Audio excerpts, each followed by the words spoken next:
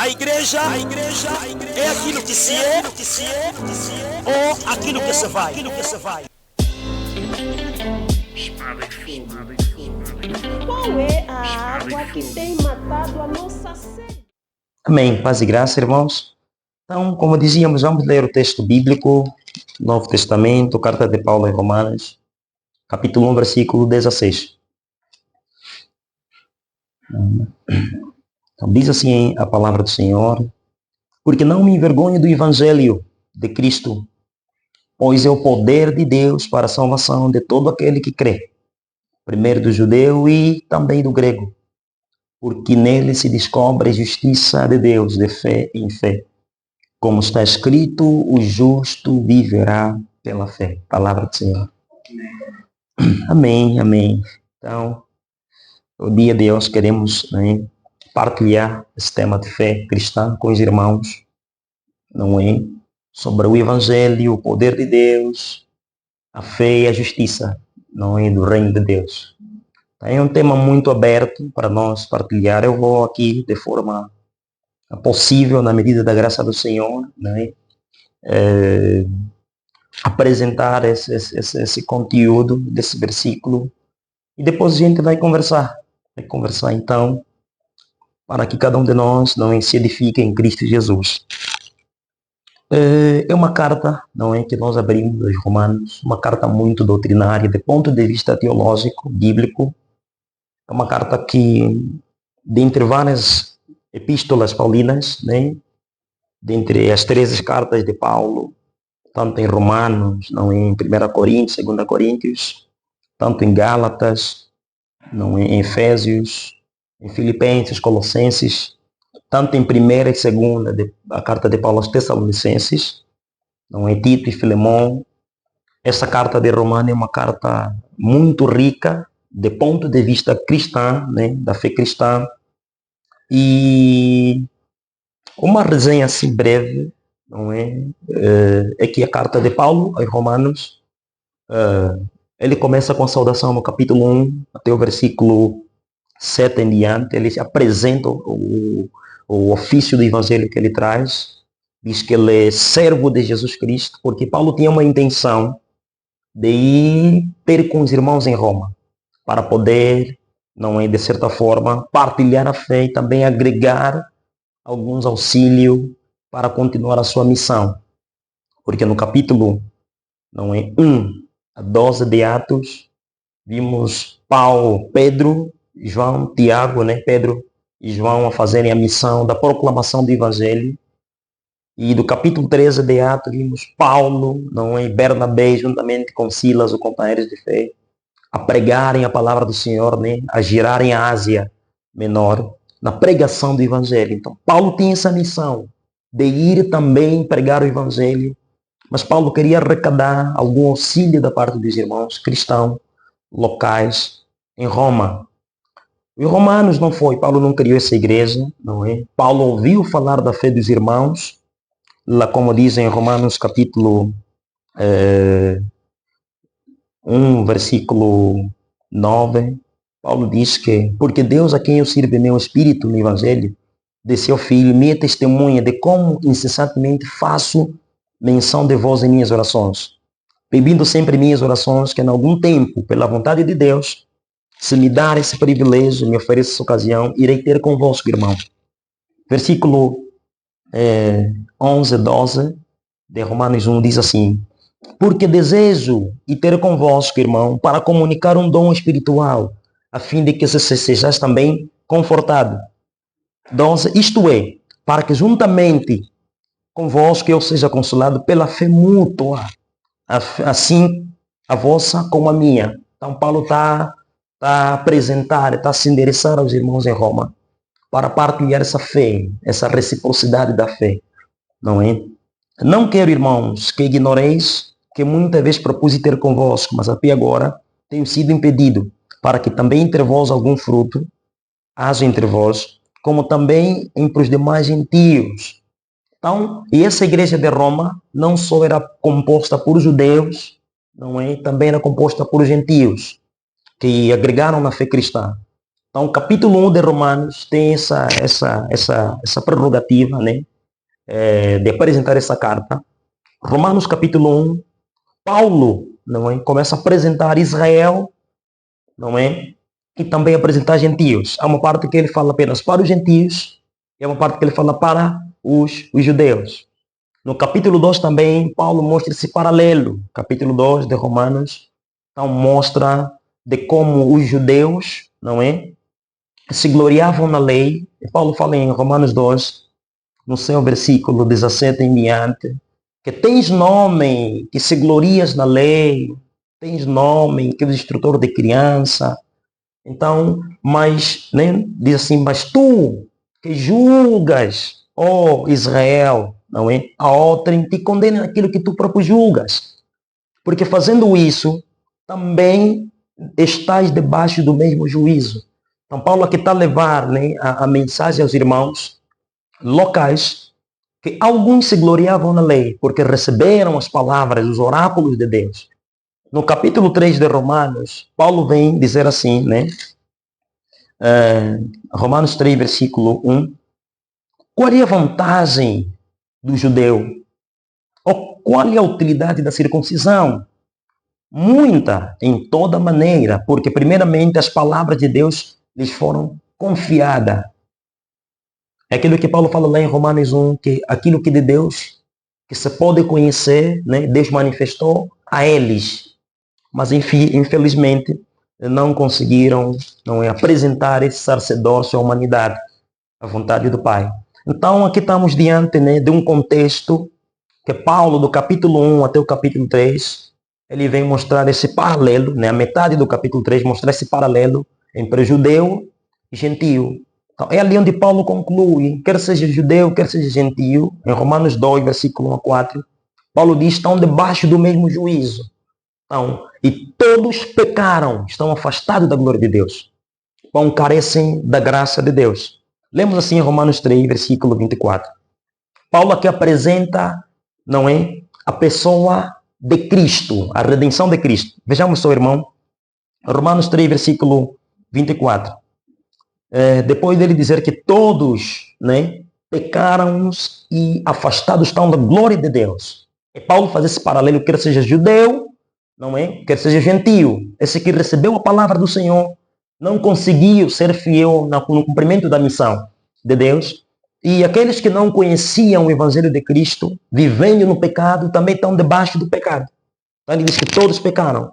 Agora, Paulo aqui apresenta a solução para esta raça humana, essa humanidade, né, que está distante de Deus. Diz assim, versículo 24.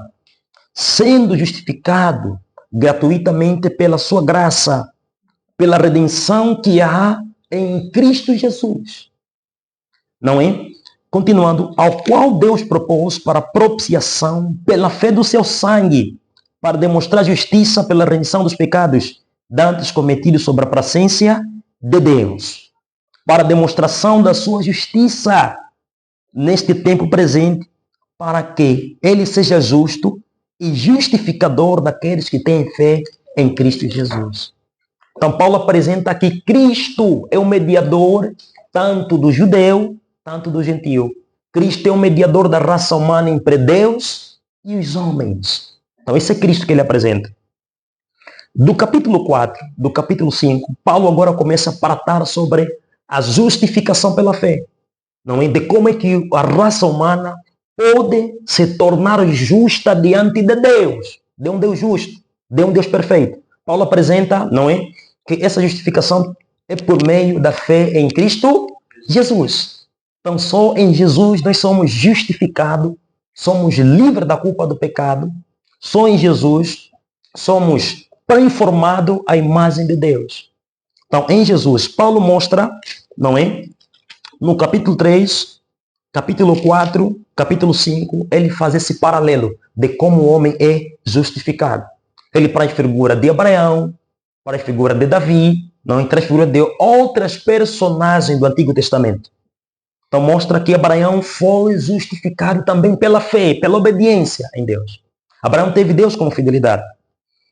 E de tratar o capítulo 4, capítulo 5 sobre a justificação pela fé, No capítulo 6, Paulo mostra agora uma nova identidade em Cristo Jesus.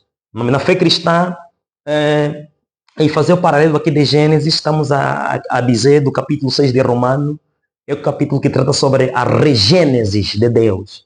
Ou seja, a redenção, Deus a restaurar a sua humanidade que caiu lá no Éden, não é? A restaurar. E aqui no capítulo 5, Paulo mostra de como é que o pecado entrou no mundo e de como é que a salvação também entrou no mundo. Diz que por meio de Adão entrou o pecado e o pecado veio a morte. E a morte passou a todos. Não como se fosse o pecado foi transmitido de geração em geração. Não é a morte que passou a todos. A partir deste homem Adão, nós então demos conta que o pecado passou a existir no mundo. Então, e Cristo veio, né, redimiu tanto, né, esse povo que conhecia, esse povo que não conhecia. Cristo redimiu. Bom, é em Jesus Cristo onde tem a redenção. E no capítulo 6, depois de Paulo de falar uma nova identidade, Paulo começa a apresentar os irmãos em Roma. Irmãos, pecaremos, pois, permaneceremos nós no pecado para que a graça de Deus abunde sobre nós? Não, de modo nenhum. Nós, né, que fomos libertos do pecado por meio de Cristo Jesus, como ainda voltaremos a andar nele? Não sabeis que nós que fomos batizados em Cristo, fomos batizados na sua morte para que andemos em novidade de vida. Essa é a nova identidade do crente, a nova identidade de um cristão. Novidade de vida. É isso que o capítulo 6 de Romano vem tratar. Paulo vem dizer que, olha, em Romanos 6, a obediência para andarmos na justiça de Deus por meio de Cristo, a desobediência, rejeitar a obediência da palavra de Cristo para nós vivermos presos no pecado. Então Paulo fala, não, irmão, nós não estamos mais debaixo da lei que nos condena, conforme Romanos 8:1 fala. Debaixo da lei do pecado, nós estamos debaixo da graça que Cristo. Então é ali onde Paulo vem ilustrar que o nosso corpo, a nossa vida, né, o nosso ser deve ser apresentado como instrumento de justiça na servidão ao Senhor. Então, no capítulo 7, Paulo traz uma abordagem sobre uma humanidade sem Cristo. Já que em Romanos temos uma humanidade que tem Cristo, uma nova identidade. No capítulo 7, Paulo aborda uma humanidade sem Cristo. Como assim? Ele traz a analogia, não é? Traz a imagem a prefigurar sobre um homem que está casado com uma mulher. Não é? Em Romanos 7, versículo 1 em diante, sobre um homem que está casado com uma mulher. Enquanto este homem estiver casado com esta mulher, não é? Esta mulher estiver casado com este homem, esta mulher não pode ter uma relação extra, não é? Extraconjugal com outrem, mas torna-se adúltera, se ela se fazer. Então, vem trazer essa analogia. Paulo, então, usa essa analogia a dizer, assim também, em Romanos capítulo 7, versículo 1, 2, 3, 4, até o 10, o irmão vai comprar essa conversa. Que Paulo diz, assim também nós servíamos a carne. Estávamos casados com a carne, tínhamos aliança com a carne, tínhamos ligação com a carne. Até então que conheci a Jesus Cristo. E a lei, não é? Pela lei eu conheci o pecado. E o pecado me matou. Se não fosse pela lei, não poderia conhecer o pecado. Porque o pecado espelha, aponta. É pelo pecado, é pela lei que vem o conhecimento do pecado. Segundo Romanos 3, versículo 19. Paulo fala aqui, é pela lei que vem o conhecimento do pecado. Então, Paulo vem ilustrar, não é? Mostrar essa função da lei. A lei funciona como um espelho. Podemos nos contemplar aqui, colocar um espelho, vamos nos ver, tem rusga no rosto, né? Acordamos, tem ramela na cara. Agora, o espelho não tem a capacidade de lavar o nosso rosto. O espelho não tem a capacidade de tirar a sujeira que está em nosso rosto. Então, Paulo vem apresentar que este homem de Romanos 7, subindo mais acima, irmão, no versículo 18 de Romanos 7, Paulo fala sobre este homem carnal. Paulo fala assim, ele diz assim, olha, o bem que eu quero fazer, isso eu não faço. Mas o mal que eu não quero fazer, isso eu faço. Então, se o bem que eu não quero fazer, isto faço, E o mal que eu não quero fazer, isto faço. Já não sou eu que faço. Apresenta dizendo que, mas o pecado que habita em mim. Então, Paulo está a trazer essa ilustração, mostrando sobre o homem carnal, o homem sem Jesus. O homem que ainda não foi transformado pelo Evangelho. O homem que ainda não recebeu, não vive esse Evangelho de fé em Deus. O homem que não é justificado em Cristo pela fé. Essa é aqui onde Paulo apresenta esse tema de Romanos 7. A nenhum momento Paulo não está aqui a apontar sobre um homem que diz que em Romanos 6 foi transformado, tem uma nova identidade, mas tem um modo de vida de homem de Romanos 7. A nenhum momento. Paulo está fazendo esse paralelo, não é? Então, este homem de Romanos 7, Paulo, com essa ilustração, vem mostrar a solução da redenção deste homem. Como é que este homem pode ser salvo? Como é que este homem pode ser justificado pela fé? Como é que este homem pode ser santo? Como é que este homem pode andar no evangelho do reino de Deus? Pode andar no poder de Deus? Como é que esse homem pode viver de fé em fé? Como é que esse homem pode ser justo? Em Romanos 7, no versículo 24 a 25, ele diz assim: dou graças a Deus por Jesus Cristo, nosso Senhor, assim que eu mesmo, com o entendimento, sirvo a lei de Deus, mas com a carne, a lei do pecado. Eu olho o paralelo que ele está a dizer. O homem está aqui a reconhecer. Eu dou graças a Deus, que sendo carnal, não é isso? Sendo carnal, não é? Eu sirvo a lei do pecado. Mas com entendimento, né? Mas sim que eu mesmo, com entendimento, sirvo a lei de Deus. Então, Paulo está dizendo aqui no versículo 25, dou graças a Deus por Jesus Cristo, apontando Cristo que é a solução para ele, então, deixar essa vida de carnalidade, essa vida, não é? De Romanos, né? De Romanos 7, essa vida de prisão, né? De prisão no pecado deste homem. E no capítulo 8, Paulo traz aqui um panorama, né? Um pano de fundo muito excelente em dizer que já não há nenhuma condenação para aqueles que estão em Cristo Jesus. Diferente do homem de Romanos 7, que ainda não tem Cristo, não está em Cristo. Para esse ainda a condenação. Deus condena ainda. A condenação no pecado, a condenação na forma de viver. Para esse a lei condena. Que diz aí em 1 Timóteo 1, versículo 6, né? 7. Alguém para ler só bem rapidinho. Não é? 1 Timóteo 1. Né? Diz como a lei não é para... 1 Timóteo 1. 9, não é? Que diz assim: sabendo isto, que a lei não é feita para os justos, mas para os injustos e obstinados,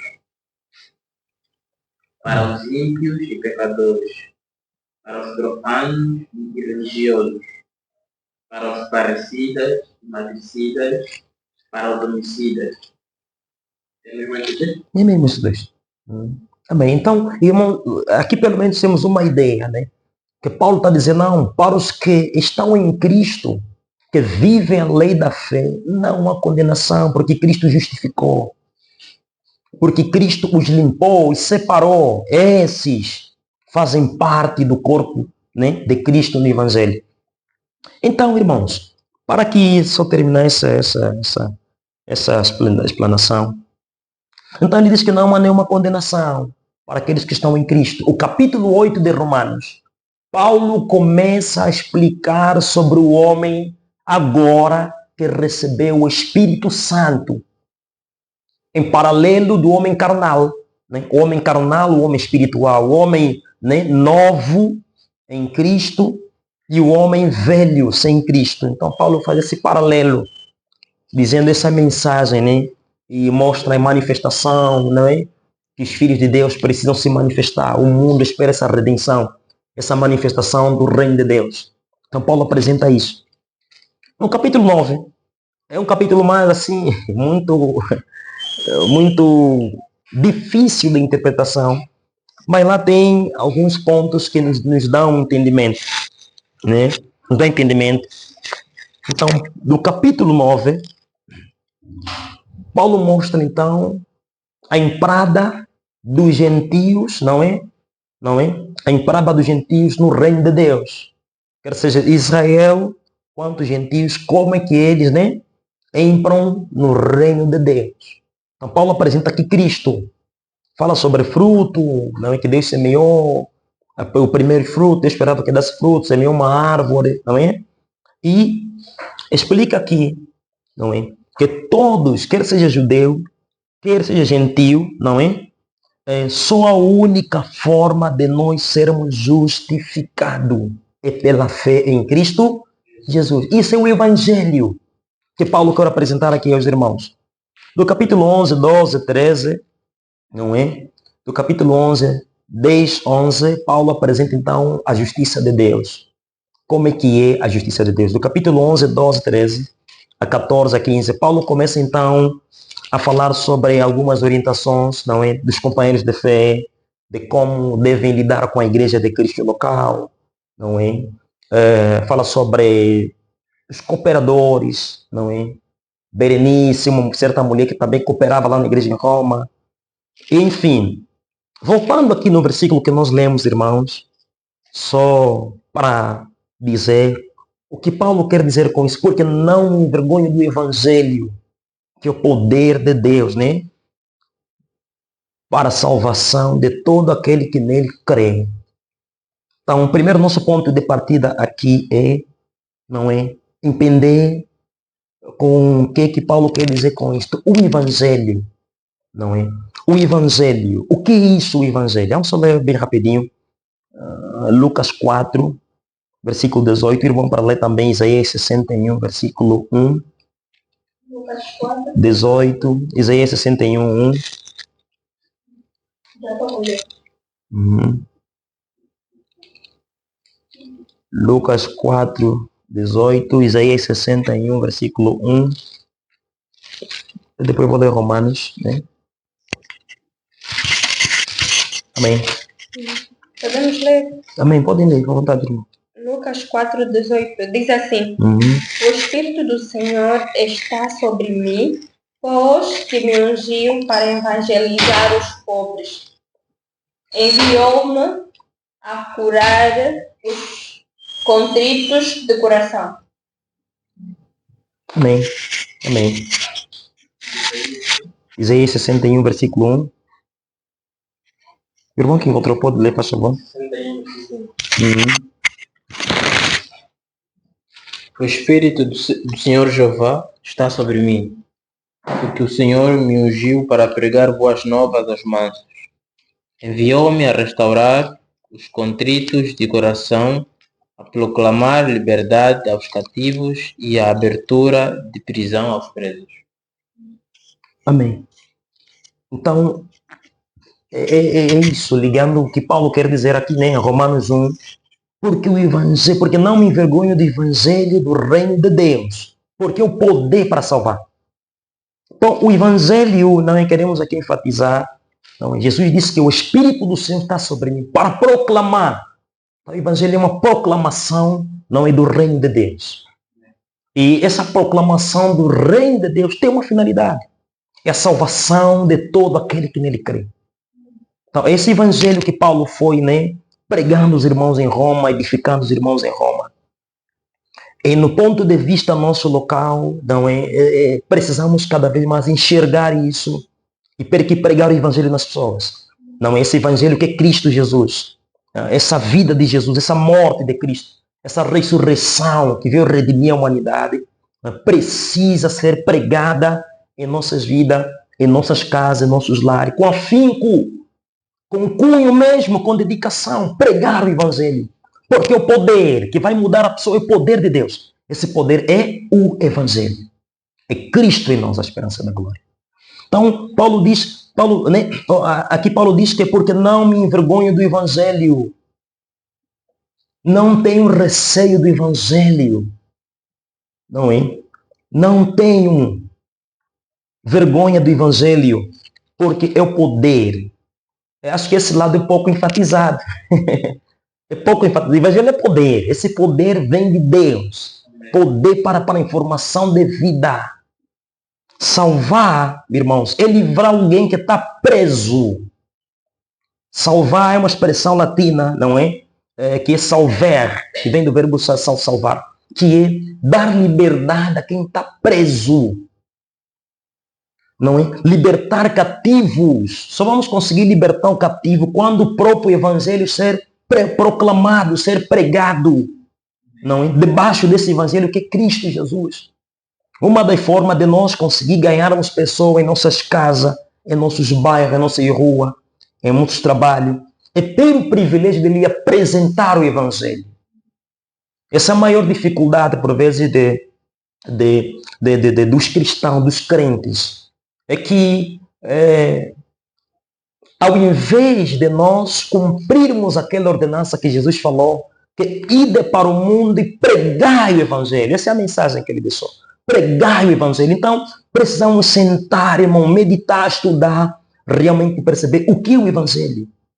O que é o Evangelho? Porque tem muita tradição em nome do Evangelho. Porque tem muito fermento em nome do Evangelho. Porque tem muita coisa em nome do Evangelho. É apresentar a pessoa de Cristo. Apresentar a redenção de Jesus. Apresentar a propiciação de Jesus. Apresentar o sangue que derramou na cruz. O sangue que verteu a nova aliança.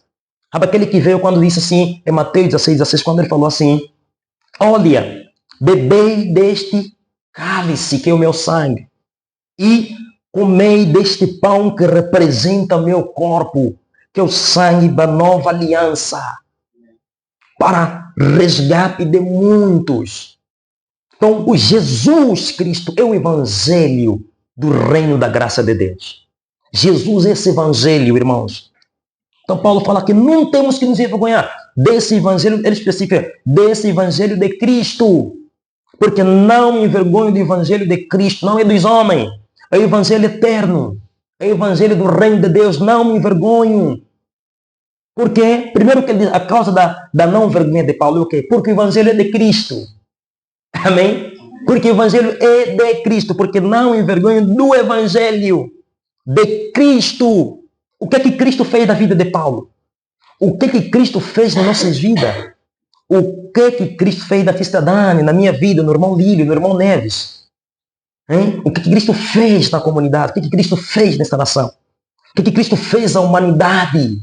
É que Paulo está dizendo assim, vocês olharem para Cristo, irmão, não vão ter como se envergonhar. Vamos ler Efésios 2, versículo 1 a 7. Olha só o que Paulo fala. Efésios 2, 1 a 7.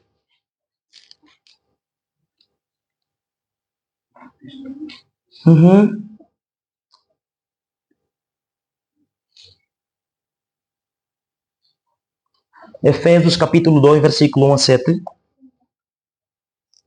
Né? Podemos ler assim, né? Quando você está procurando.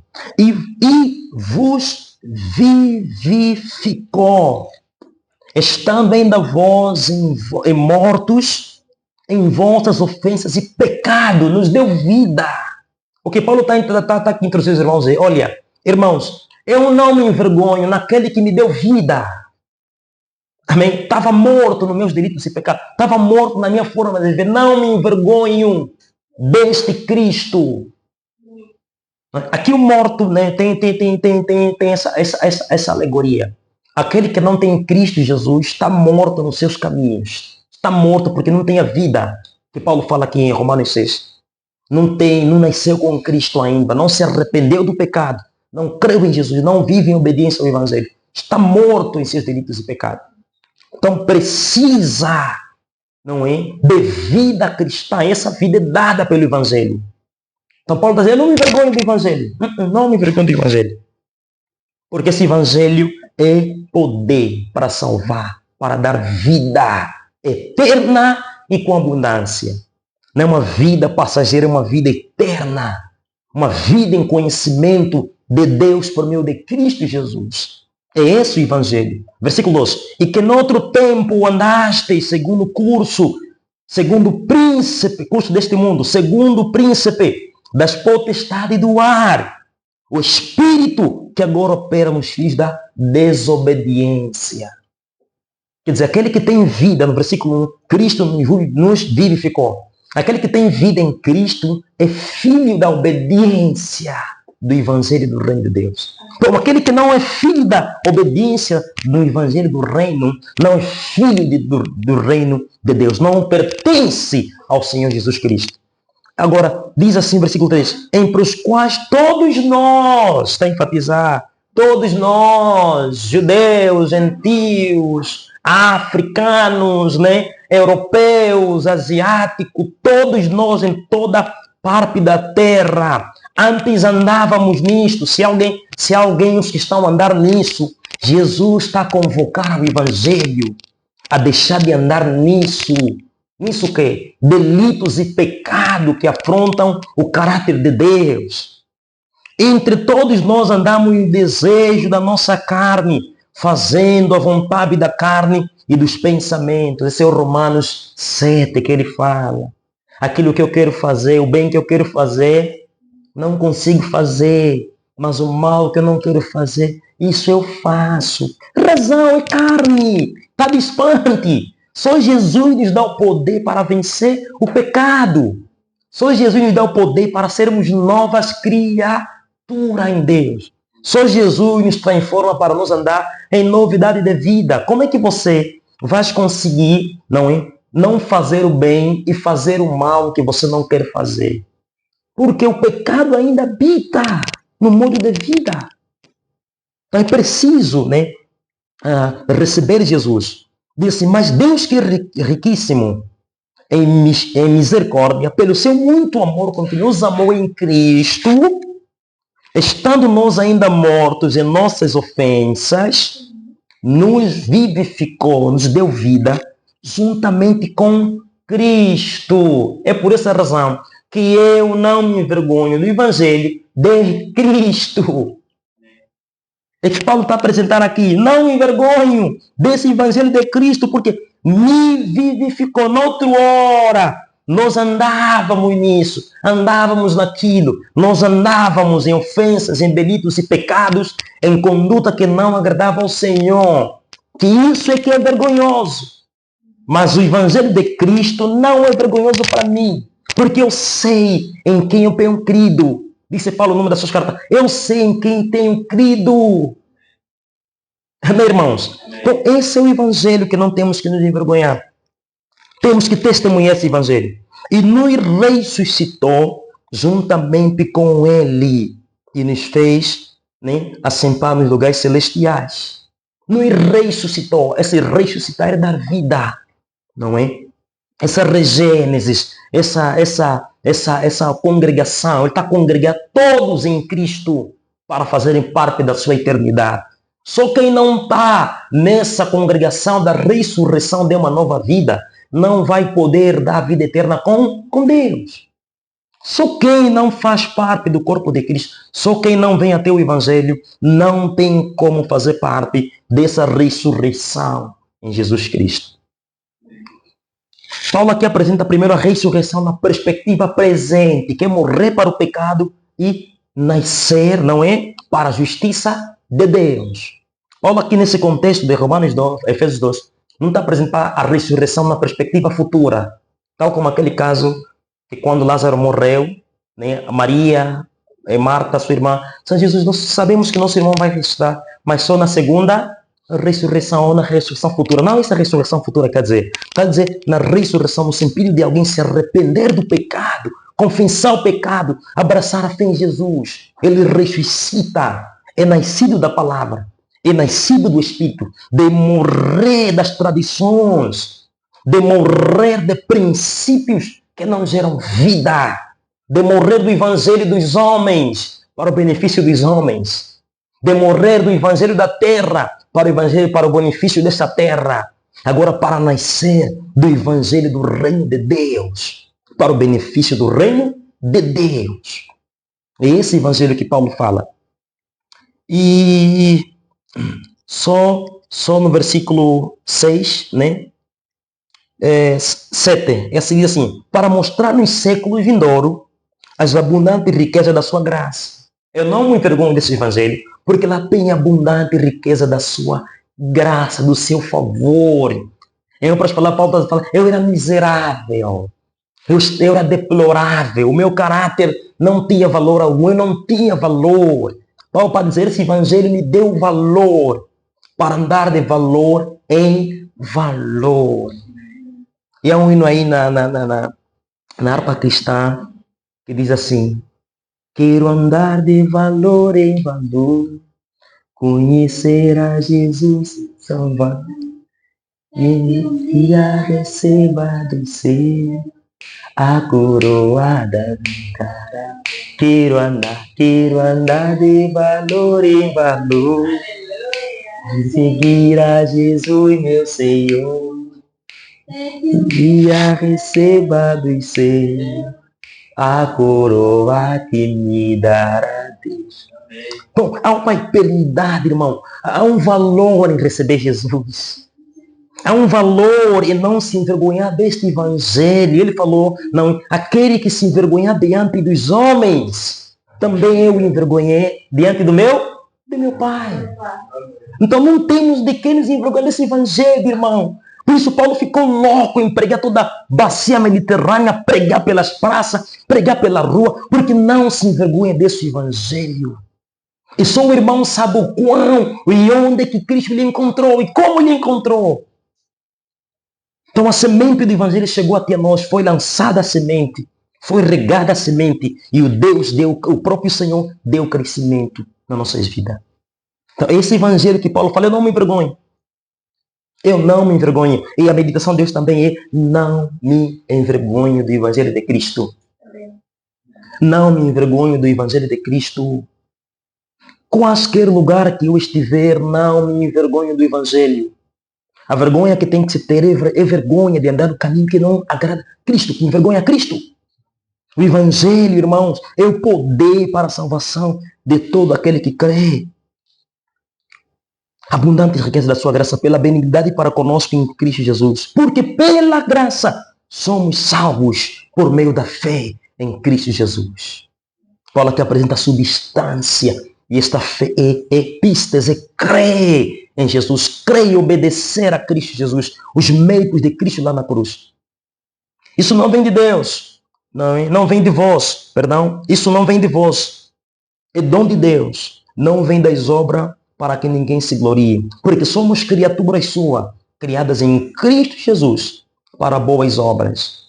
Quando ele que diz que nós não somos salvos para a fé, nós somos salvos pela fé. Agora, a expressão aqui, locomotiva, para, apresenta o objeto da nossa fé. Deus não nos salva pelas obras nossas. Não, nos salva pelas obras de Cristo. É pela fé que temos que ter aonde? Em Cristo. Agora, para as boas obras. Esse é o propósito pela qual fomos salvos em Cristo. Fomos salvos, não é? Do pecado para fazer boas obras. Somos salvos pela fé para as boas obras. Então, esse é o objeto de Paulo que vem apresentar aqui ao Evangelho, não é? Porque somos criaturas criadas agora em Cristo. Então, criadas em Cristo. Essa é uma nova identidade, uma nova regênesis, um novo ser. Em Cristo somos criados pela fé para boas obras, para andarmos nas obras da luz, para andarmos nas obras do arrependimento genuíno, para andarmos nas obras de um puro coração, de uma boa consciência, de uma fé não fingida, para andarmos nas obras, não é, que agradam a Deus. Esse é o propósito pela qual, não é, nós somos santos em Cristo. Somos santos para andar nas obras, não é, de sermos irrepreensíveis e santos em Cristo Jesus. Esse é o propósito, irmãos, de nós caminharmos com Cristo.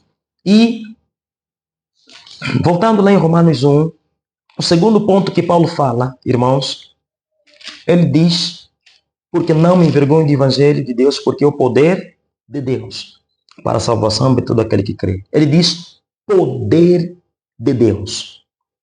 Esse poder de Deus é o evangelho que ele defende. O evangelho é o poder de Deus. E nós, ao pregar o Evangelho, não é? Ao pregar o Evangelho, o próprio Evangelho, que é o poder de Deus, é que convence a humanidade dos caminhos errôneos, que convence o homem do pecado, da justiça de Deus e do juízo de Deus. E esse Evangelho é testificado pelo poder de Deus. Jesus falou como em João capítulo 26, João capítulo 14, versículo 26. Falou como? Ele falou assim, olha, eu vou para o meu Pai, mas enviarei o Consolador, o Espírito Santo. Quando vier sobre vós, Ele vai vos guiar em toda boa obra e vai vos guiar em toda a verdade que eu vos tenho dito. O Espírito Santo testifica no poder de Deus, que é o Evangelho. Evangelho é poder, irmão, é poder para a salvação. Quando alguém não é salvo, é porque ainda não recebeu o poder de Deus na sua vida. Não recebeu o Evangelho. Quando tivemos o primeiro contato com a fé. Paulo fala como em Efésios 1, versículo 13. Diz como Paulo. Alguém só pode ler bem rapidinho. Efésios 1, 13. Paulo fala como? Sobre o poder de Deus. Efésios 1, 13. 1, 13. Diz como? A 14. Efésios capítulo 1, versículo 13 a 14. Em quem também vós estáis, depois que ouvistes a palavra da verdade, o evangelho da vossa salvação, e, tendo nele também crido, fostes selados com o Espírito Santo da promessa, o qual é o penhor da nossa herança, para a redenção da possessão adquirida, para louvor da sua glória. Amém. 14. Aqui, Paulo apresenta esse coração do Evangelho. Quer dizer, as cartas de Paulo estão assim recheadas. O Evangelho. Paulo fala aqui em Efésios 1, em quem nós agora estamos, a direcionar os irmãos locais de Efésio. Irmãos, em quem vós agora estáis? Os irmãos estavam onde naquele momento? Estavam no Evangelho. Em quem vós agora estáis? Primeiro, em quem vós agora estáis, depois que vocês receberam, não é? A palavra da verdade. Segundo, o Evangelho da vossa salvação. E em nenhum outro Deus nos deu pelo qual devemos ser salvos, a não ser nesse Evangelho que é Cristo. Então é pelo Evangelho que nós recebemos o Espírito Santo, irmãos. É pela pregação desta fé do Evangelho que nós recebemos o Espírito Santo. Então, o justo, que Paulo fala, o justo que ele fala, é conforme está em Romanos 5, versículo 1. Paulo fala, o justo viverá pela fé. Diz a Bíblia em Romanos 5, versículo 1. Sendo nós justificados pela fé, nós temos paz com Deus. Então, a justificação pela fé é Jesus pagar o preço da redenção em nosso lugar. Paulo acrescenta mais em 2 Coríntios 5, versículo 18 a 21, fala assim, Deus estava em Cristo Jesus, não é? Reconciliando consigo mesmo o mundo, não lhes imputando o pecado. A palavra imputar aqui, o termo imputar, vou só aqui abrir um detalhe, né, aos irmãos, é quando nós ouvimos a palavra amputar, Rita, como Jesus fala aqui, se o teu olho te faz pecar, né? Diz como arranca o braço, amputar. Agora, pegamos essa palavra de amputar, de Mateus 10, e nessa palavra de Paulo, 2 Coríntios 5, que é imputar. São palavras paralelas. Amputar é cortar, né? Tirar o que está em. Agora, imputar é colocar dentro, né? Colocar dentro. Paulo diz que Deus em Cristo não está, não é? Deus em Cristo não imputando o nosso pecado, né? Imputou a quem? A Cristo, não é isso? Então, nessa justiça de Cristo na cruz, essa morte de cruz que Paulo fala, que diz que foi visto pelos anjos, né? Visto pelos gentios, contemplado pelos anjos, não é? E visto pelo mundo, que foi crucificado, essa morte de cruz. esse padecer de Cristo. Então Deus imputou, colocou em Cristo, não é, a justiça dele e satisfez na cruz. Então esse imputar, Deus não imputou, não é, em Cristo Jesus. Essa justificação que Deus nos deu. Deus só nos justificou na justiça de Cristo. Então é pela fé, depositar a fé em Cristo. Eu confiar em Jesus. Confiar nessa obra redentora de Cristo, esse sacrifício perfeito da cruz. Eu deposito a minha fé, nós depositamos a nossa fé em Cristo. Nós conseguimos ter paz com Deus. Por quê? Porque Romanos, capítulo 8, não é? Romanos 8, capítulo 5, versículo 8 a 9, diz que nós éramos inimigos de Deus. Amém? Éramos inimigos de Deus. Vou ler assim, Romanos 5:8. Logo, muito mais agora, sendo justificados pelo seu sangue, seremos por ele salvos da ira. Porque se nós mesmos, sendo inimigos de Deus, fomos reconciliados com Deus pela morte do seu Filho Jesus Cristo. Muito mais agora ainda, estando nós reconciliados por ele, seremos salvos pela sua vida. Então, o caráter de Deus. Deus é santo e o pecado não é, demanda que Deus pune todo homem, toda a raça humana. Então, somos chamados a isso. Somos chamados a isso, irmãos. Somos justificados pela fé em Cristo Jesus. E esse ensinamento, essa doutrina sobre justificação pela fé, é Cristo morrer em nosso lugar e nos declarar livres da culpa do nosso pecado, nos declarar justo. Então, por isso que na Bíblia nós encontramos, não é, alguém que nasceu de novo, sendo chamado o eleito, o santo, a santa, o justo, o piedoso, porque a justiça de Cristo, não é, pela fé que nós temos nele, nos dá esse direito de nos tornarmos justos, santos, não é, e perfeitos na fé em Jesus. Então, Paulo conclui dizendo, é nesse evangelho que todo aquele que nele crê é salvo. Aquele que não crê em Jesus não é salvo. Irmão Líder, por favor, leia só 1 de João 5, 10 a 12. 1 de João 5, capítulo 5, versículo 10 a 12. Vou encerrar mesmo aqui, só para nós entender. Todo aquele que crê. Quem crê no Filho de Deus, em si mesmo tem o testemunho. Quem a Deus não crê, mentiroso o fez, porquanto não creu no testemunho que Deus de seu Filho deu.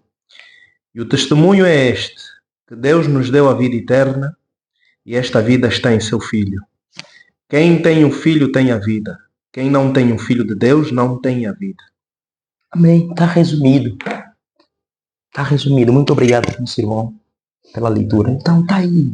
João não dá rodeio. João diz, não, o evangelho, quem tem o Filho tem vida. Mas quem não tem o Filho não tem vida. Porque o testemunho que Deus nos deu para qual devemos ser salvos está no seu Filho. Porque Deus amou o mundo de tal maneira e deu o seu Filho Jesus Cristo, para que todo aquele que nele crê não pereça, mas tenha vida eterna. É o mesmo que Paulo está aqui a bater de frente aos irmãos, apresentar a mensagem aos irmãos, não é? Dizendo que o Evangelho de Deus é o poder de Deus, não é? Para a salvação de todo aquele que nele crê. João também fala, todo aquele que nele crê não morra, mas tenha vida eterna. Então é isso. Como receber esse Evangelho? É pelo arrependimento, por meio da fé em Cristo Jesus. Marcos capítulo 1, versículo 15. Diz assim a palavra do Senhor. Desde então Jesus, ouvindo que João Batista foi preso, foi para Galileia para poder pregar o Evangelho do reino de Deus, dizendo, arrependei-vos do pecado e crede no Evangelho, porque é chegado o reino de Deus. Jesus aqui nos mostra duas passagens bem muito claras, muito fundamentadas por Cristo, pelos apóstolos também. O arrependimento, a pregação do arrependimento e a pregação da fé para entrarmos no reino de Deus.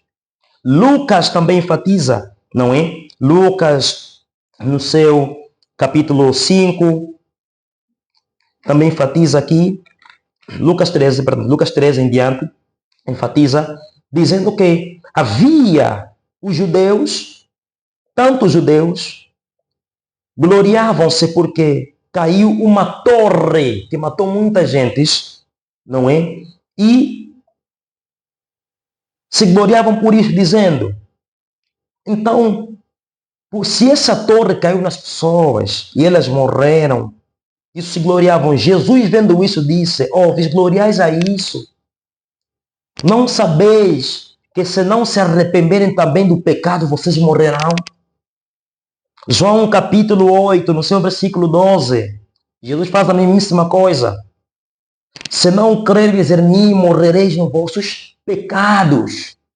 Então, está a enfatizar aqui, os apóstolos pregaram, Atos capítulo 2, versículo 30 a 45. Os apóstolos saíram para pregar o arrependimento genuíno da fé. Arrependei-vos dos vossos pecados e crede no Evangelho. Então, essa é a mensagem, não é, que está dentro do Evangelho. É o caráter da mensagem do Evangelho de Deus. Para todo aquele que nele crê. Como crê em Jesus? Como posso fazer para receber esse Evangelho, essa vida eterna? Primeiro é arrependimento do pecado. Mateus capítulo 2, versículo 1. Desde então, João Batista começou a pregar o Evangelho do arrependimento, a dizer, arrependei-vos do pecado, porque é chegado o reino de Deus. Isso é o Evangelho de Deus. A proclamação do governo de Deus em nossas vidas. Em largarmos a gimbamba do pecado, em largarmos a prostituição, largarmos a bruxaria, largarmos os caminhos da infidelidade, largarmos a ira, largarmos todo tipo de obra que não agrada ao Senhor, porque chegou o Evangelho em nossas vidas. Essa é a proclamação da verdade.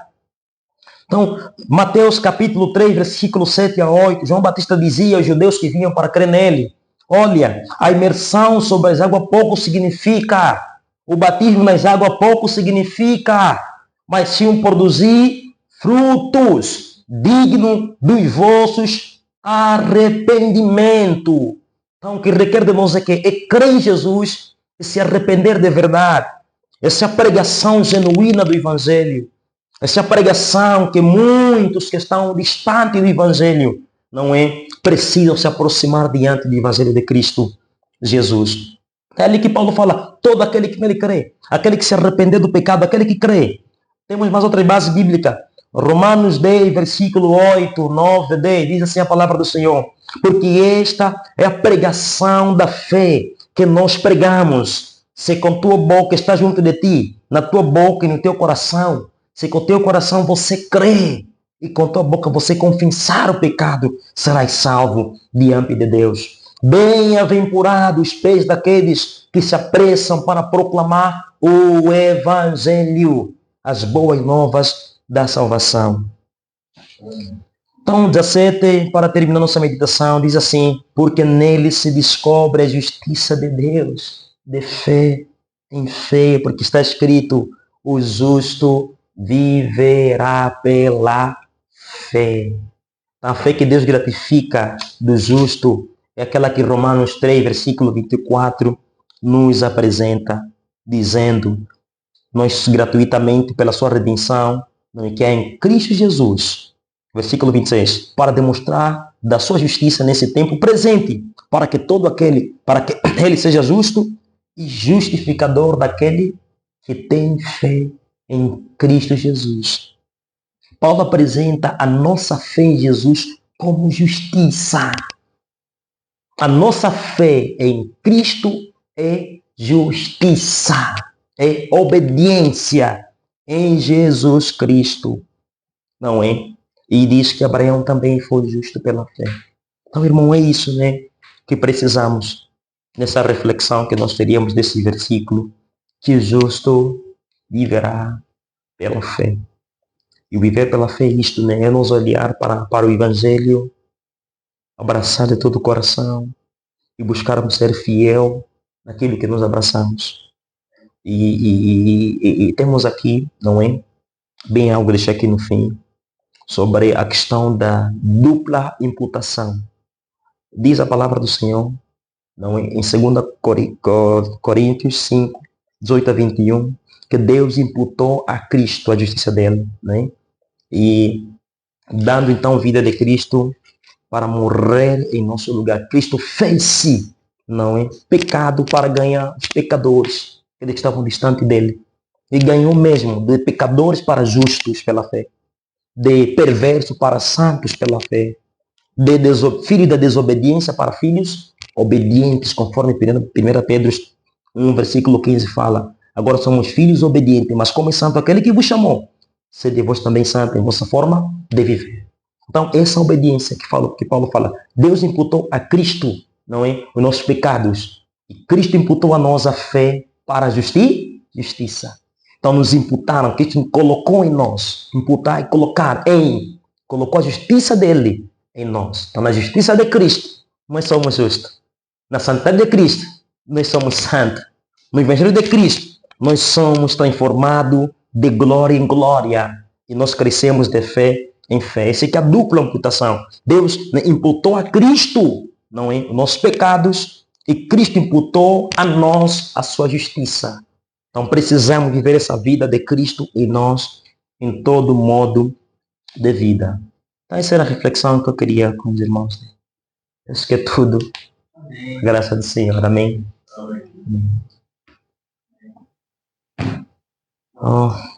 Esse é um momento que nós geralmente tiramos também para...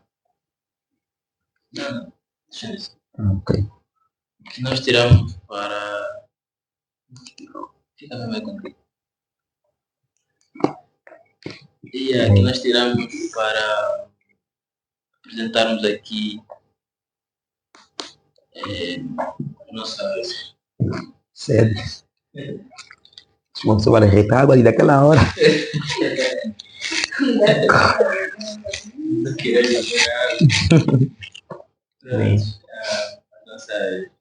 o nosso parecer, nossas questões, nossas sugestões. Pronto. Então, bom vídeo. Quem quer ser o primeiro?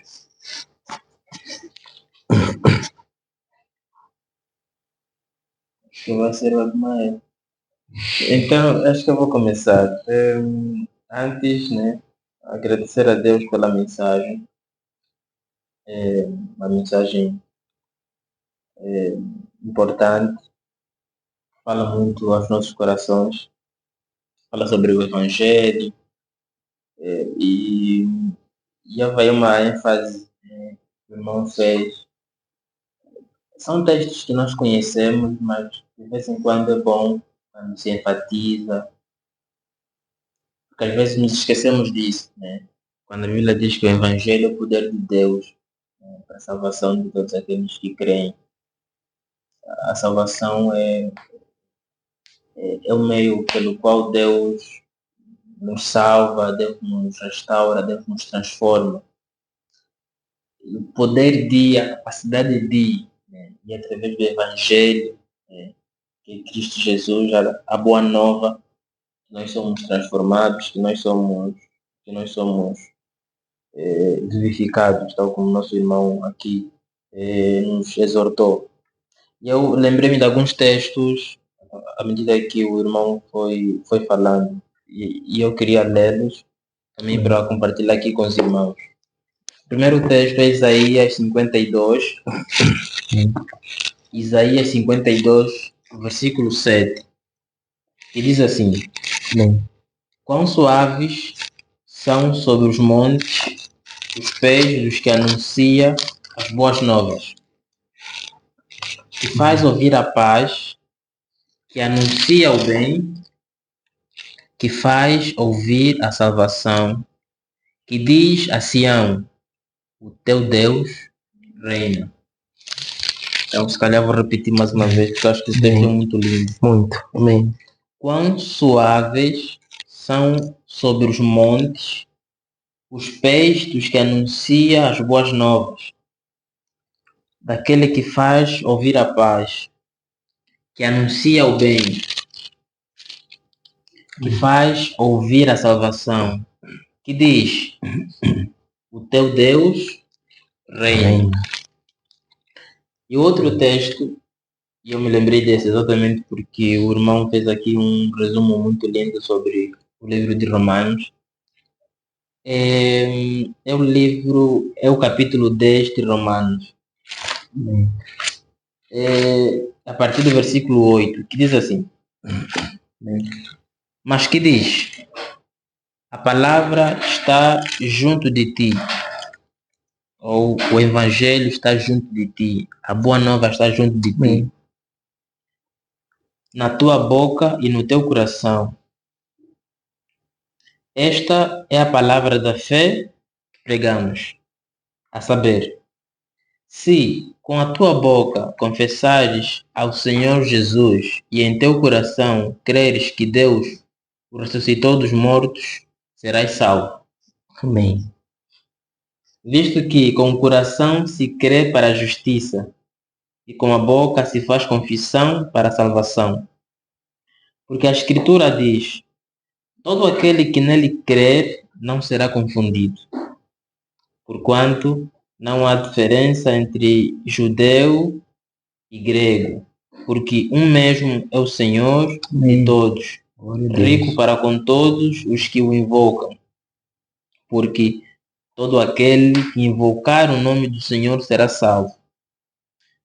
E aqui entra um pouquinho mais a fundo no que o irmão aqui nos exortou, que começa dizendo, como, pois, invocarão aquele em quem não creram?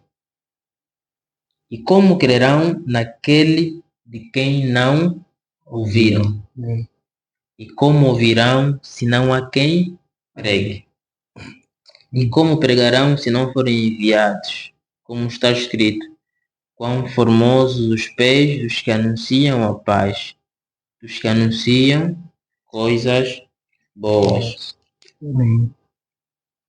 E só mais dois textos. Amém. E só mais dois textos aqui. Aqui principalmente quando o irmão falou sobre poder, lembrei-me rapidamente do texto de 1 de Timóteo, versículo 7. 1 de Timóteo, versículo 7. Que diz assim, porque Deus não nos deu espírito de temor, ou espírito de medo. E nós muitas vezes somos medrosos. Porque Deus não nos deu espírito de medo ou de temor, mas de poder e de amor e de moderação. Muita gente interpreta mal aqui o poder. Uma vez ouvi aí o maluco do BM Samuel a falar de Deus não nos deu espírito de medo, mas de power. Mas é para justificar aí os seus falsos milagres, as suas brincadeiras. Mas o que é certo também é que Deus mesmo não nos deu espírito de medo. O Evangelho é o poder de Deus para salvar todos os homens. O Evangelho é o poder de Deus para nos libertar das prisões. E é por meio do Evangelho que nós somos salvos, que nós somos que Cristo nos é apresentado. Então sim, né? Deus não nos deu espírito de medo, mas de poder. E é verdade. Mas de poder. É o que fazia Paulo ir em toda a parte do mundo e pregar o Evangelho, e mesmo estando preso, estando sobre circunstâncias desagradáveis, se manter firme. É que fez o próprio Paulo ser convertido, né? Ele que passou de perseguidor de cristãos a perseguido, né, a dada altura. Então é esse poder que transforma nossas vidas, que um dia nos tirou da lama em que nos encontrávamos e nos colocou na posição que nos encontramos hoje. Então é esse espírito de poder, mas também de amor e de moderação. E para terminar, aqui, vou ler aqui o texto ainda em 2 de Timóteo, Amém. capítulo 3, mas a partir do versículo 10. Amém. Que diz assim, Paulo aqui a falar com Timóteo. Tu, porém, tens seguido a minha doutrina, modo de viver, intenção, fé, longanimidade, amor, paciência, perseguições e aflições, tais quais me aconteceram em Antioquia, em Icônio e em Listra. Quantas perseguições sofri, e o Senhor de todas me livrou. E também todos os que piamente querem viver em Cristo Jesus padecerão perseguições.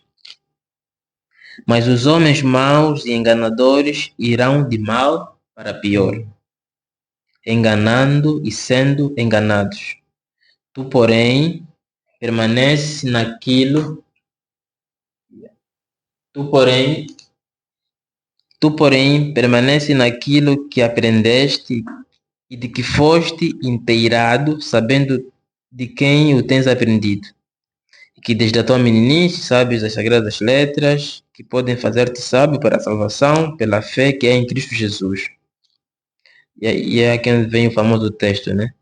Toda a escritura, divinamente inspirada, é proveitosa para ensinar, redarguir, para corrigir, para instruir em justiça, para que o homem de Deus seja perfeito, perfeitamente instruído para toda boa obra. Então, Bem, texto bem aqui rico. na senda do que o irmão, né, ensinou-nos, precisamos nos manter firmes, termos disposição para pregar o Evangelho, para testemunhar que Cristo Jesus com a nossa forma de viver, mas também sim com as nossas palavras, e nos colocarmos sempre à disposição do Senhor, e sermos utilizados como esse meio, como esse instrumento para que o Evangelho, que é o poder de Deus, seja anunciado por toda a gente, né? A começar pelos que estão mais próximos de nós. Amém? Amém. Glória a Deus. Pois acho que essa parte do tem muitas facetas, né, naquilo que foi Amém. a apresentação. Mas de facto acho que é bom sempre enfatizar, e como tu também enfatizaste, que muitos cristãos pensam que, bom, eu morri, ressuscitei com Cristo, portanto estou salvo. Mas o próprio Evangelho nos diz que as boas obras são também várias, não é? Onde uma delas é o próprio Evangelho ser partilhado, onde aqui temos em Mateus 25, 14, Jesus diz: porque isto é também como um homem que, partindo para fora da terra, chamou os seus servos e entregou-lhes os seus bens. E a um deu 5 talentos, e a outro 2, e a outro 1, a cada um segundo a sua capacidade, e ausentou-se logo para longe. E tendo ele partido, o que receberá 5 talentos negociou com eles e granjeou outros 5 talentos. Da mesma sorte, o que receberá 2 granjeou também outros 2. Mas o que receberá 1 foi e cavou na terra e escondeu o dinheiro do seu senhor. E muito tempo depois veio o senhor daqueles servos e fez contas com eles. Então aproximou-se o que receberá 5 talentos e trouxe-lhe outros 5 talentos, dizendo: Senhor, entregaste-me 5 talentos, eis aqui outros 5 talentos que granjeei com eles. E o seu senhor lhe disse: bem está, servo bom e fiel. Sobre o pouco foste fiel, sobre muito te colocarei. Entra no gozo do teu senhor. E chegando também o que tinha recebido 2 talentos, disse: Senhor, entregaste-me 2 talentos, eis que com eles granjei outros 2 talentos. Disse-lhe o Senhor: bem está, bom e fiel servo. Sobre o pouco foste fiel, sobre muito te colocarei, entra no gozo do teu Senhor. Mas chegando também o que receberá 1 talento, disse: Senhor, eu conhecia-te, que és um homem duro, que ceifas onde não semeaste e ajuntas, onde não espalhaste. E atemorizado escondi na terra o teu talento. Aqui tens o que é teu. Respondendo, porém, o seu senhor disse-lhe: mau e negligente servo. Sabias que ceifo onde não semeei e ajunto onde não espalhei. Devias então ter dado o meu dinheiro aos banqueiros, e quando eu viesse receberia o meu com juros. Tirai-lhe, pois, o talento e dai-o ao que tem os 10 talentos. Porque a qualquer que tiver será dado, e terá em abundância. Mas ao que não tiver, até o que tem, ser-lhe-á tirado. Portanto, acreditamos todos que isso se refere ao Evangelho, não é? O próprio talento que recebemos. Daí a importância que muitos de nós, como cristãos, às vezes pensamos que não, estou salvo, não faço isso, não faço assado, não faço cozido.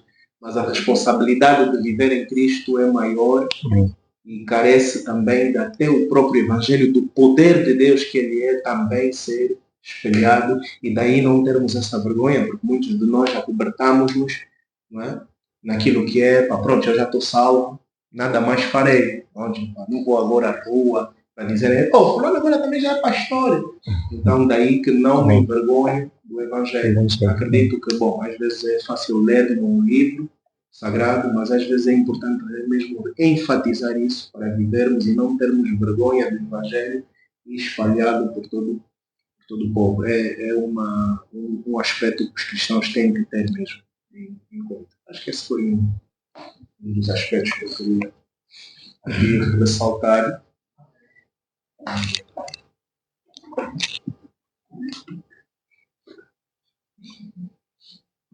Acabamos? Não. Não precisa gravar. Sim. Tal como os irmãos já estavam a dizer. Foi uma bênção, né? Agradecer o nosso irmão Simon pela mensagem.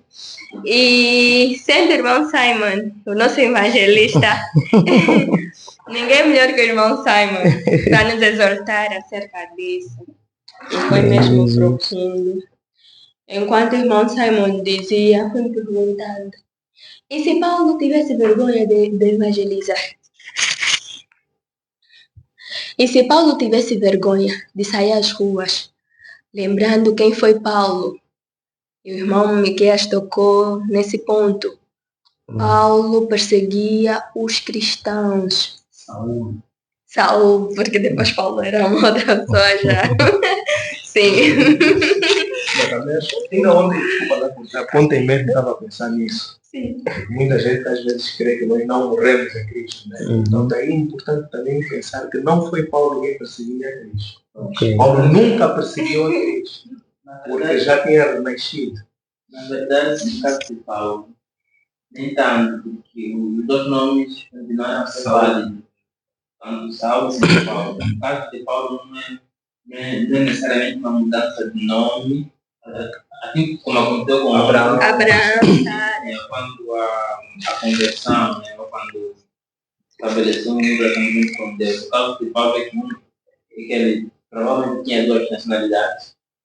E um nome era romano e o outro era judaico ou hebreu. Então, o caso de Paulo é uma dessas particularidades que, por coincidência, para ser chamado de Paulo, se calhar por se inserir apenas num meio, mas já para terminar, exatamente. Mas isso que eu pensei mesmo ontem, essa facilidade. Sim. Paulo perseguia. Sim. Microfone. Dizia, se Paulo tivesse vergonha de evangelizar, visto que antes ele perseguia os cristãos. Olhamos para a Bíblia e conseguimos ver que uma boa parte do Novo Testamento são os livros de Paulo.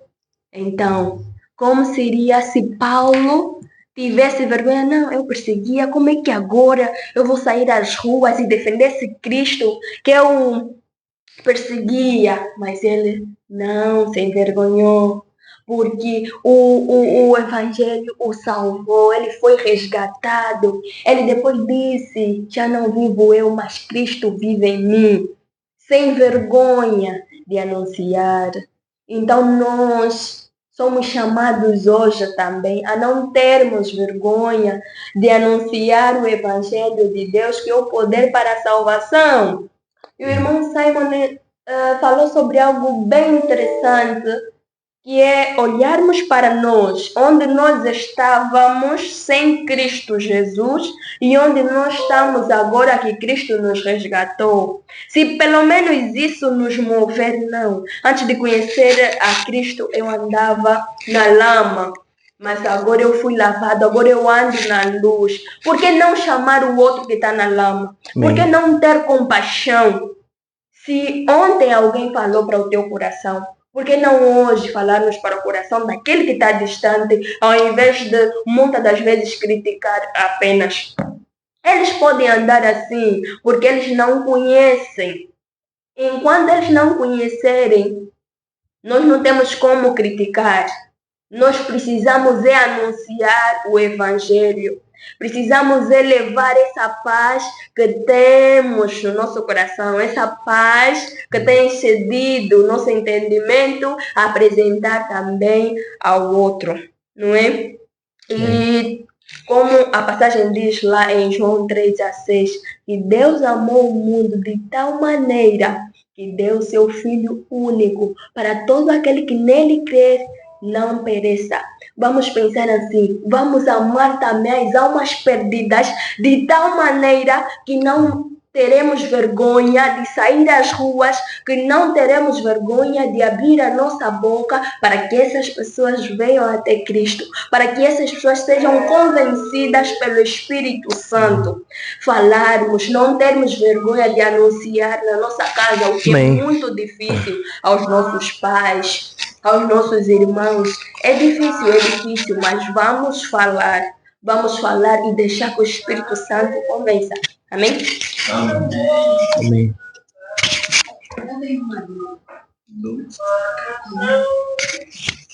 Paz e graça, irmãos. Amém. Na verdade, a minha questão é a seguinte: que tipo de mensagem é necessário para ganhar a alma de uma prostituta?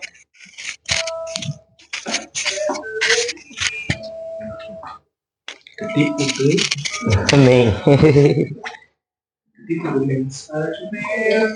Amém. Amém. Pode que? Pode vir aqui. Amém. Good question. Amém. Amém. Amém. Amém. Muito obrigado pela questão. Amém. E questão bem interessante. Bem interessante. Bem interessante. E é um alvo específico, né? Não deixam de ser, essas pessoas não deixam de ser a imagem e semelhança de Deus, não é? E tal como Paulo falou numa das suas cartas, irmãos, eu não vim, né? Não vim trazer uma outra mensagem, a não ser aquela que temos anunciado. A questão pontual é apresentar o Evangelho de Cristo. É ali onde está, por vezes, a maior parte, né, das questões adversas em nossa volta. Eu primeiro preciso entender realmente o Evangelho, não é? Ler, estudar, meditar o Evangelho, porque eu estou de frente com alguém, né, e para pregar a palavra do Senhor, eu tenho que apresentar o Evangelho de Cristo. Dentro deste Evangelho, né, tem mensagem específica para quem ainda não creu, não, isso, e para quem já creu, ou seja, para quem é salvo, para quem é perdido e para quem está desviado. E o evangelismo tem essa área, ele atua nessas três, né, nessas três áreas, nesses três elementos, se posso dizer. Para quem, né, o evangelho, ele vai edificar para quem já é salvo, vai restaurar para quem está desviado e vai salvar para quem está perdido. Então, a resposta mínima que eu posso ter aqui, né, é mesmo o Evangelho, né? Pregar o Evangelho. Então, isso é pregar a vida de Jesus, a morte e a ressurreição de Cristo. E especificar a pessoa, né, a importância do Evangelho em nossa vida, não a importância e as consequências drásticas que pode vir em rejeitarmos o Evangelho.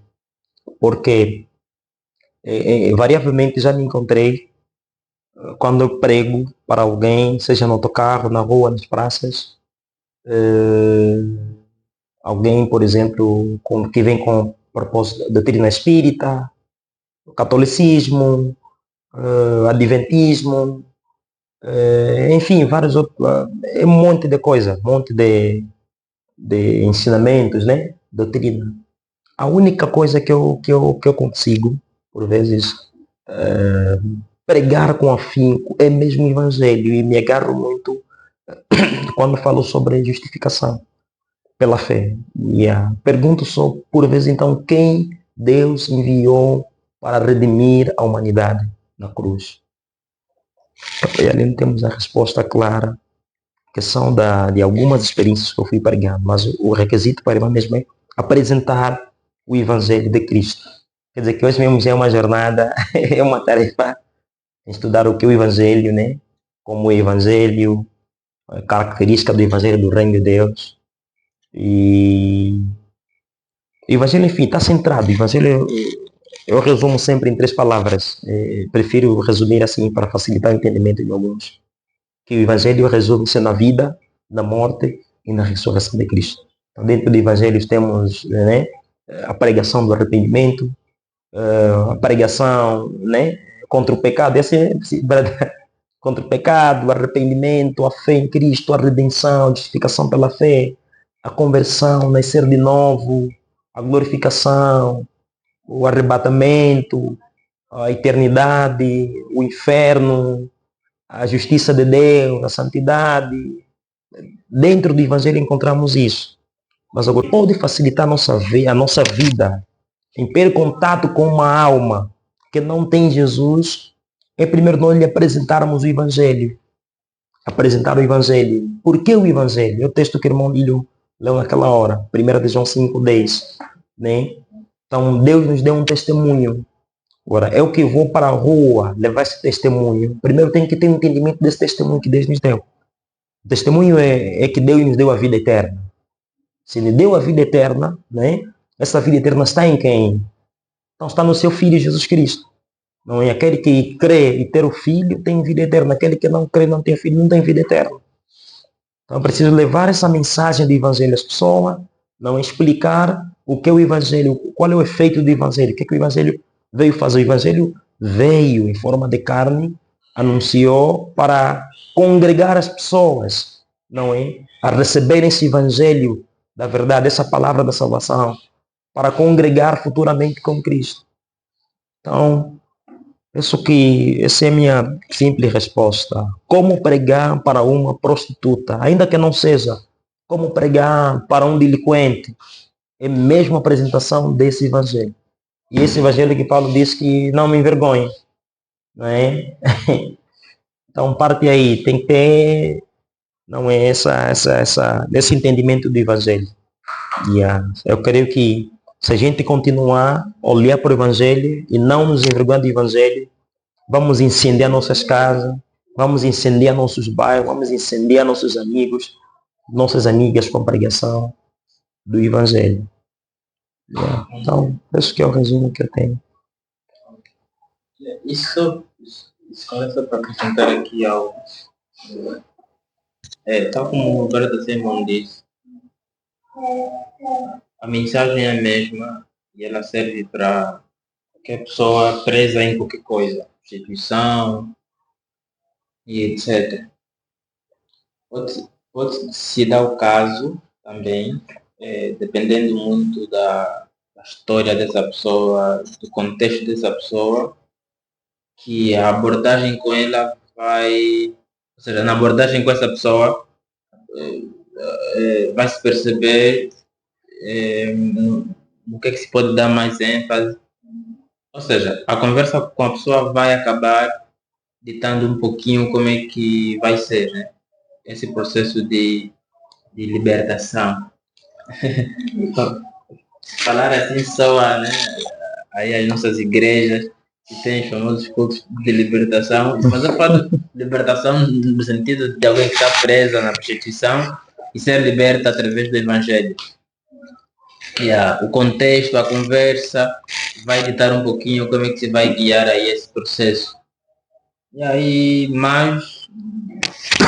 mais básico, é como o irmão Simon mesmo disse, né? O Evangelho de Deus é poder para salvar todo mundo, independentemente da situação.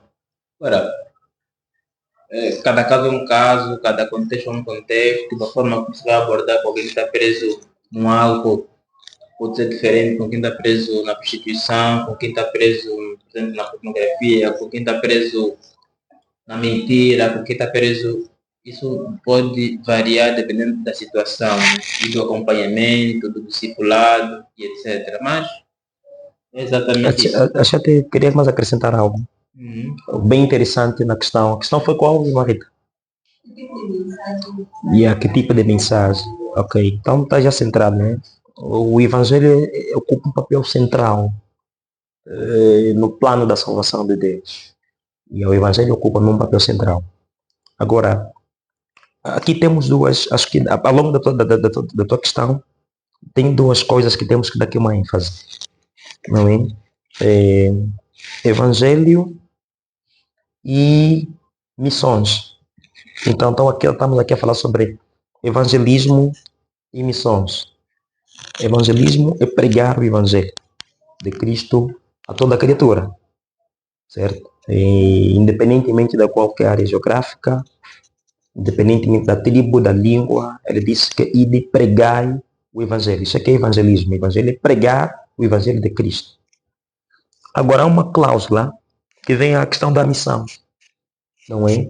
E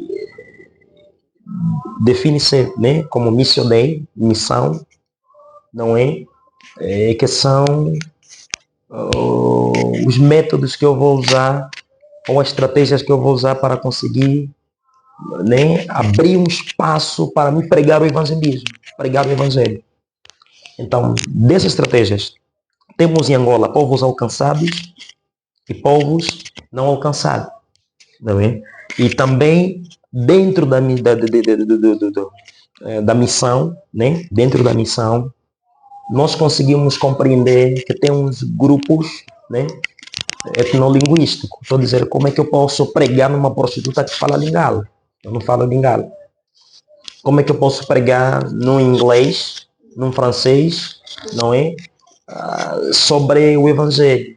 Então, são esses métodos, né, de preparação bíblica que precisamos ter para alcançar, só para abrir um espaço para apresentar o Evangelho de Cristo, para apresentar o poder de Deus. Então, nesse método, primeiramente, é aquilo que Paulo dá ênfase, né? Em 2 Timóteo, eu creio, 2 Timóteo 1:7, Paulo diz que pregas, né, o Evangelho do Reino de Deus a tempo, fora de tempo, porque Deus vai julgar os vivos e os mortos, não é? E que faças a obra, muitos que por não darem, vão ter comissão nos ouvidos, não é? Vão se apostatar da fé e precisamos ser, né, afinco mesmo, pregar afincadamente isso, pregar o Evangelho. Agora, como é que eu posso ganhar uma... Eu já passei ali, por exemplo, quantas vezes eu parei de pé para pregar na Cuca? É um grupo específico, um prostíbulo. O método que eu vou usar para pregar, a exposição que eu vou usar, o tema ligado àquela realidade. Quase que eu não consegui, porque eu tenho o Evangelho, né? Tenho o evangelismo. Agora, a missão, né? Aí é um grupo específico, é alguém tão distante do reino de Deus, mas tão preso numa obra. Então, aqui não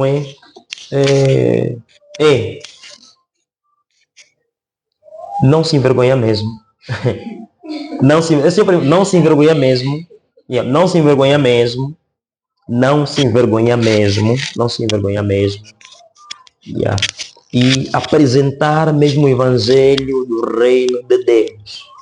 É aquilo que o Brada disse, dava ênfase na questão de que não necessariamente, não é eu preparar algo, mas a forma, a conversa, a abordagem que eu vou ter com a pessoa, a correspondência, é que vai dizer.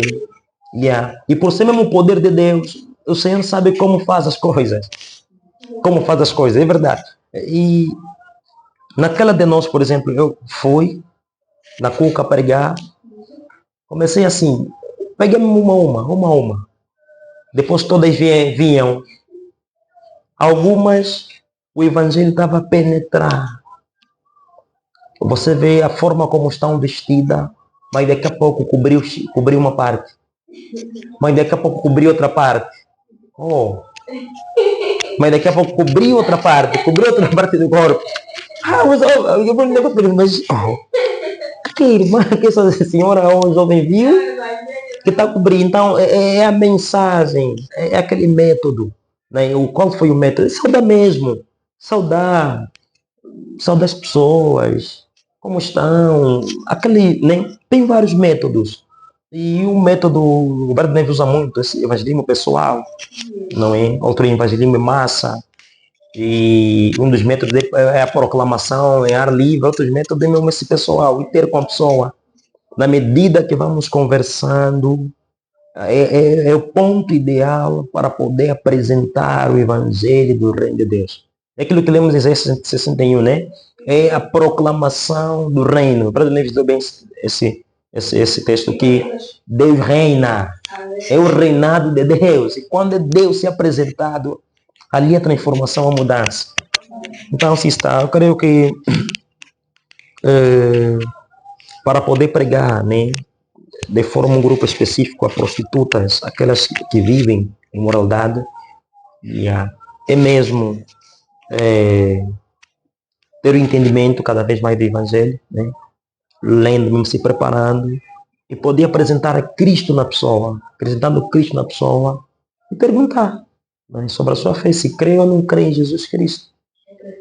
E o período que vai falar, né, para nossa organização, é um período que provavelmente elas estão aí para faturar, né, fazer dinheiro, e eu chegar e impedir, coloquei a questão só para não me chocarem e não ser impedida de fazer o que Deus me manda fazer. Isso, podem te chocar. Sim, por isso é que eu queria já, ir lá preparada para tudo. Podem te chocar, podem te rejeitar, podem te ofender. Ok.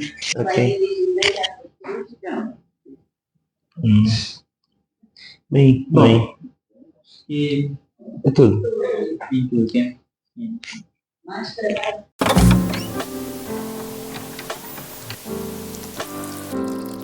A igreja é aquilo que se é, ou aquilo que se vai.